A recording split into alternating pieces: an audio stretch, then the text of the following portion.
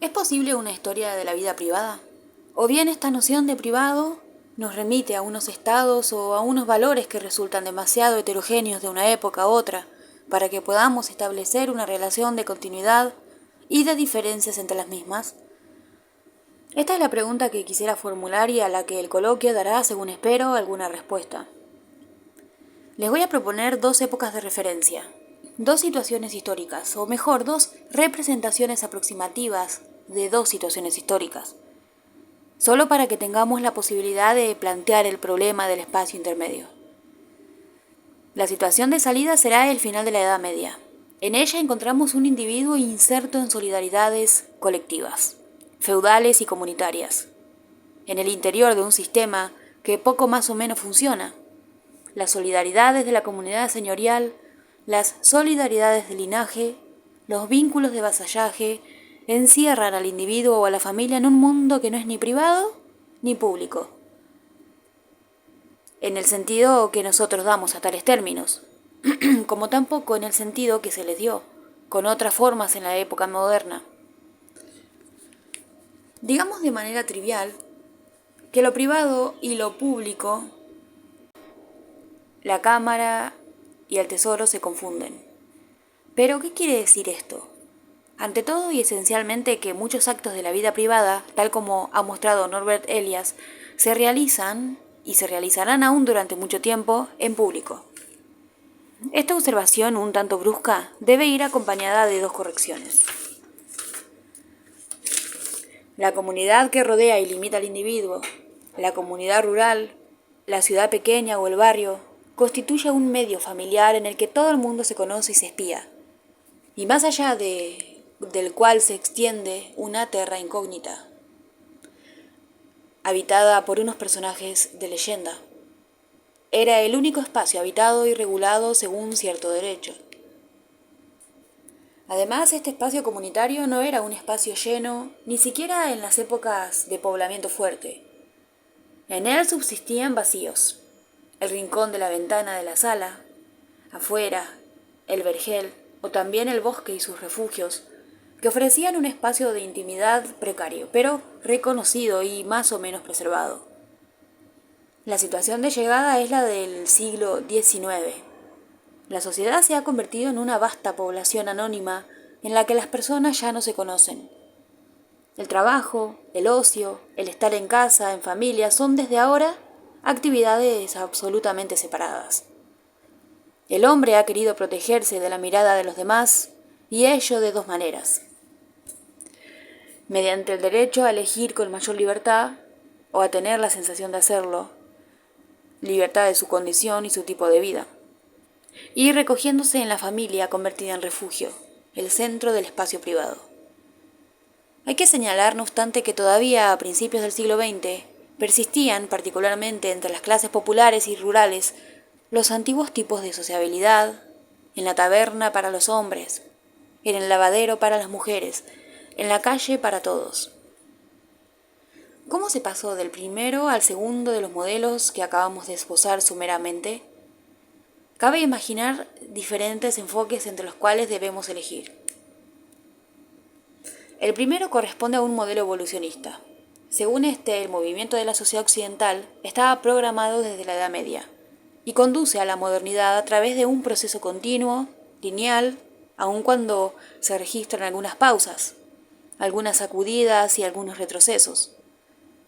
Tal modelo enmascara la mezcolanza real de las observaciones significativas, la diversidad y el abigarramiento que se cuentan entre las principales características de la sociedad occidental de los siglos XVI y XVIII al XVIII. Innovaciones y supervivencias, o lo que nosotros denominamos así, son indistinguibles. El segundo enfoque es más seductor y considera las realidades con más detenimiento. Consiste en modificar la habitual división en periodos y en plantear como principio que desde mediados de la Edad Media hasta finales del siglo XVII no hubo cambio real de las mentalidades profundas. Yo no he vacilado en admitirlo en mis investigaciones sobre la muerte. Esto equivale a decir que la división en periodos de la historia política, económica o incluso cultural, no cuadra con la historia de las mentalidades. Sin embargo, hay demasiados cambios en la vida material y espiritual, en las relaciones con el Estado y también con la familia, para que el período moderno no sea tratado aparte como período autónomo y original, teniendo presente tanto lo que debe a una Edad Media revisada como lo que anuncia los tiempos contemporáneos, sin ser por ello la simple continuación de aquella ni la preparación de estos. ¿Cuáles son desde nuestro punto de vista los acontecimientos que van a modificar las mentalidades? En particular la idea que las personas tienen de sí mismas y de su papel en la vida diaria de la sociedad. 3 acontecimientos externos pertenecientes a la gran historia político-cultural entraron en juego. Es más importante, tal vez sea el nuevo cometido del Estado. El más importante, tal vez sea el nuevo cometido del Estado, que no dejó de imponerse desde el siglo XV con modos, representaciones y medios diferentes.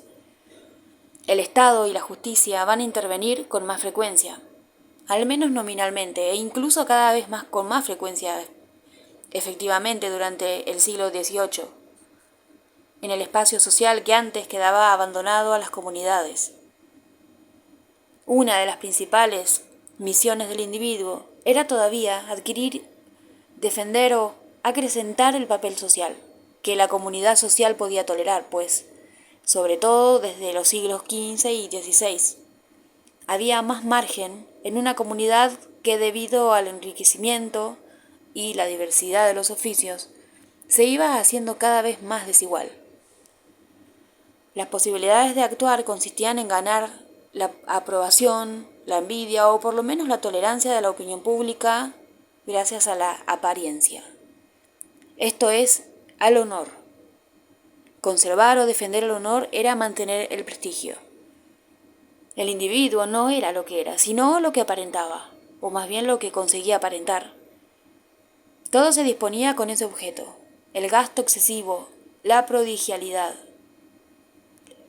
por lo menos en los momentos adecuados, juiciosamente escogidos, la insolencia, la ostentación. La defensa del honor llegaba hasta el duelo, hasta la participación activa y peligrosa en un duelo, o hasta un intercambio en público de palabras y golpes que desencadenaban un ciclo de venganza, pues acudir a las instituciones estatales, como la justicia, estaba excluido.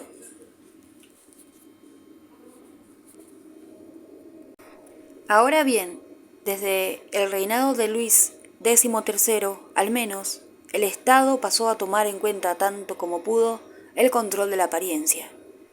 Por ejemplo, prohibió los duelos o pena de muerte, y mediante las leyes suntuarias, las cuales regulan el consumo y el gasto para limitar lujos y extravagancia, pretendió proscribir el lujo del vestido y que gracias al vestido se usurpara un puesto que no correspondía por derecho. Revisaba las listas de nobles para eliminar a los usurpadores.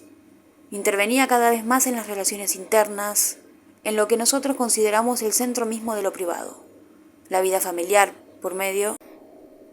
En realidad ponía su poder a disposición de uno de los miembros de la familia, contra otro, saltándose el aparato ordinario del Estado más infamante. Tal estrategia tuvo importantes consecuencias. El Estado de justicia dividía a la sociedad en 3 zonas. La sociedad cortesana, verdadero fórum en el que bajo una evolutiva envoltura moderna se mantenía la mezcla arcaica de acción política o estatal, festividad, compromiso personal, servicio y jerarquía, muchos de cuyos elementos constitutivos existían ya en la Edad Media. En el otro extremo de la escala social, las clases populares del campo y de las ciudades, en las que persistieron durante mucho tiempo la tradicional mezcla del trabajo y de la fiesta, las voluntades de ostentación y de prestigio, y una sociabilidad amplia, cambiante y renovada. Es el mundo de la calle, del tenderete, de la alameda o de la plaza mayor al lado de la iglesia. Y por último, la corte, la plebe, 2 obstáculos para la extensión de un nuevo espacio privado, que va a desarrollarse entonces en los grupos sociales intermedios, y por lo general cultivados. La pequeña nobleza de toga y la pequeña nobleza municipal, los notables de rango medio, que encuentran un placer desconocido en quedarse en casa y en mantener en ella una relación agradable con una pequeña sociedad. Societs es la palabra que se empleaba, de amigos muy selectos.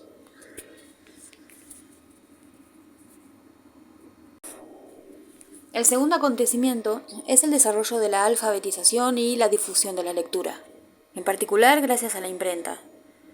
Naturalmente, la práctica más generalizada de la lectura en silencio no ha eliminado la lectura en voz alta, que durante mucho tiempo había sido la única manera de leer. Charles de Savigny era un lector excelente.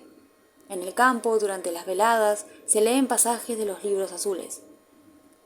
Literatura de Cordel. Eso no es óbice para que la lectura en silencio posibilite que más de uno se haga por sí solo su idea del mundo, que adquiera conocimientos empíricos como Montaigne o Henry de Campion, pero también como Emery Duval.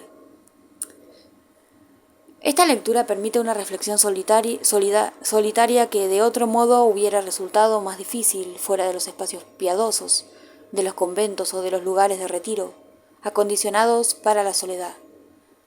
Por último, el tercer acontecimiento, que es el mejor conocido y que no deja de estar relacionado con los dos anteriores, las nuevas formas de religión, que se establecen en los siglos XVI y XVII, desarrollan una piedad interior, el examen de conciencia, en la forma católica de la confesión, o en la puritana del diario íntimo, sin excluir, sino todo lo contrario, otras formas colectivas de la vida parroquial. La oración adopta con más frecuencia, entre los laicos, la forma de la meditación solitaria, en un oratorio privado o simplemente en un rincón de la cámara, sobre un mueble adecuado a este uso, el reclinatorio. A riesgo de repetirnos, preguntémonos por qué caminos van a penetrar estos acontecimientos en las mentalidades. Voy a distinguir 6 categorías de datos importantes que agrupan alrededor de elementos concretos los cambios producidos y permiten discernirlos de una forma elemental. Primero, la literatura de civilidad es uno de los buenos indicadores de cambio, porque en ella se ve la transformación de los usos caballerescos medievales en reglas de buena crianza y en código de cortesía. Norbert Elias la analizó hace mucho tiempo. En esta literatura encontró uno de los principales argumentos de su tesis sobre el gradual alumbramiento de la modernidad. Roger Chartier le ha dado un enfoque nuevo. Jacques Ravel la estudiará aquí.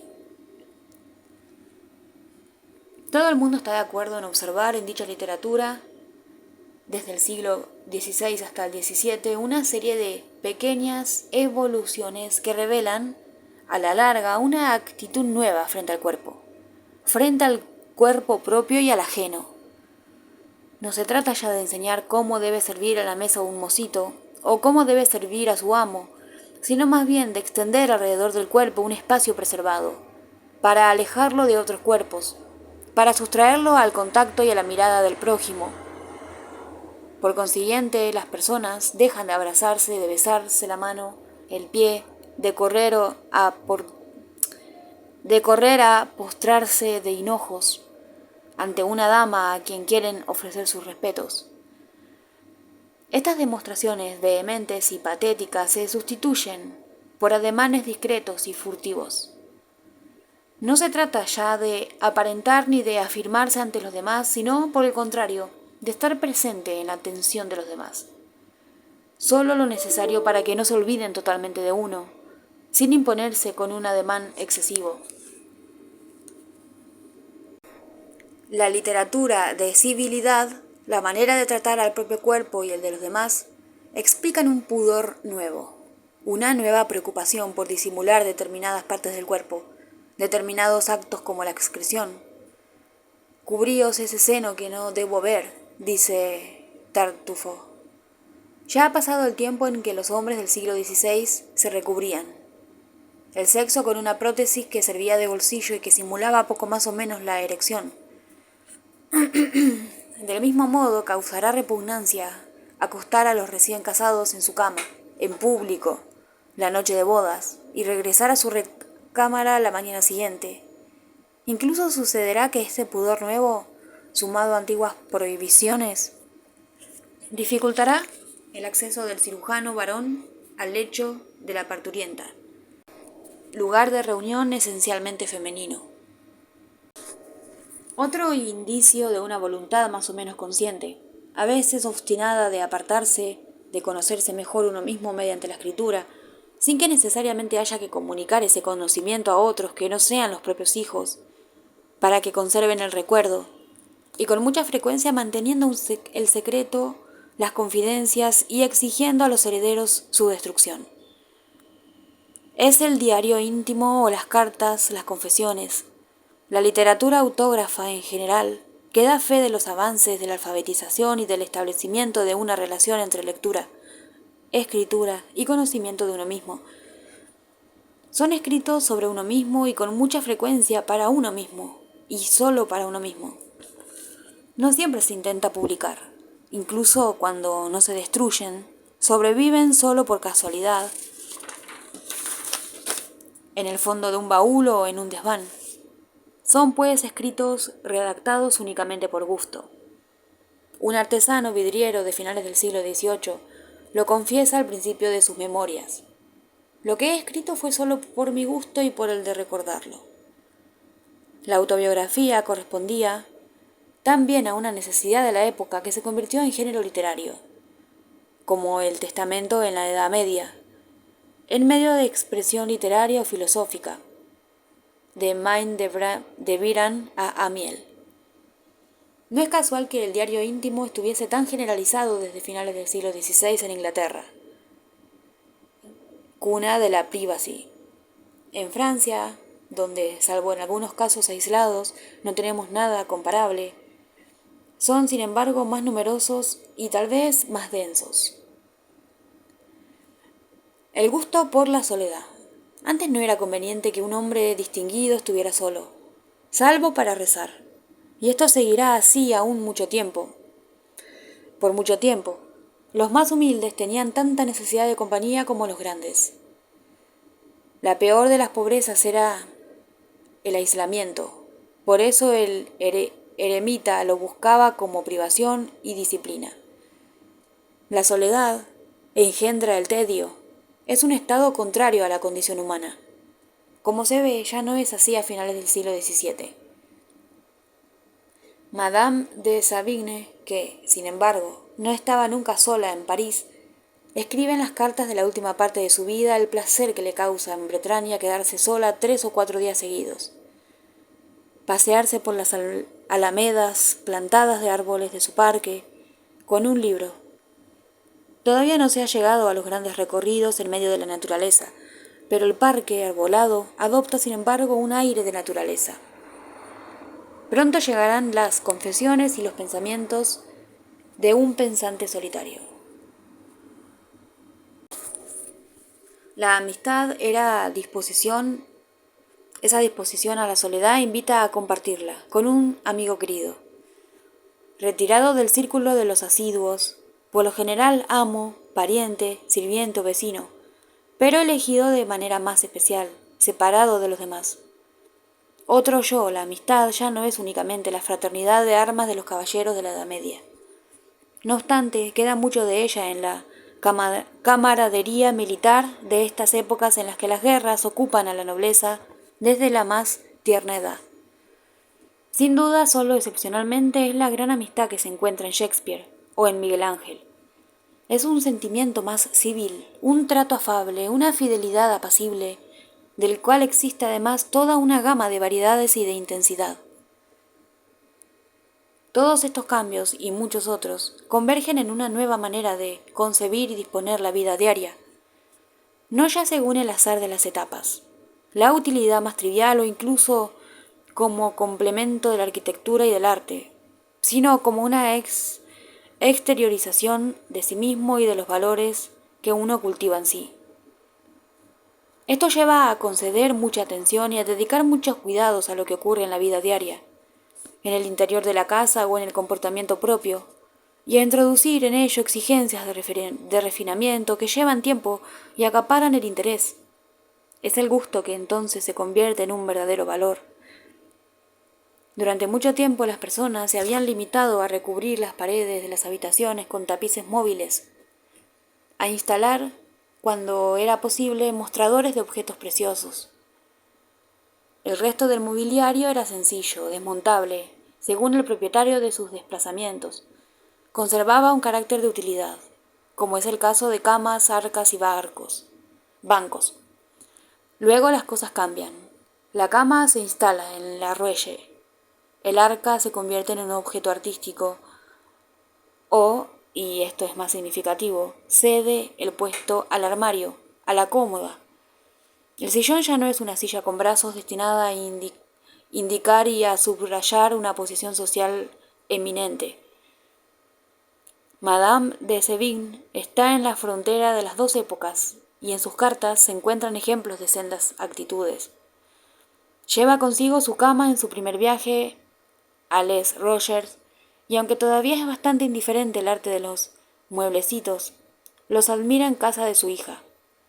Ya Samuel Pepys conocía suficientemente a los mercaderes para comprar como entendido grabados, muebles y cama.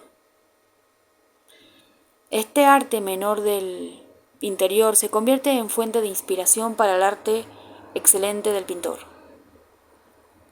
La pintura holandesa del siglo XVII gusta de representar el interior doméstico en su perfección, ideal de un nuevo arte de vivir. Entonces es cuando se desarrolla un arte de la mesa y de los vinos, que requiere una iniciación, una cultura, un espíritu crítico. Es lo que se sigue llamando el gusto.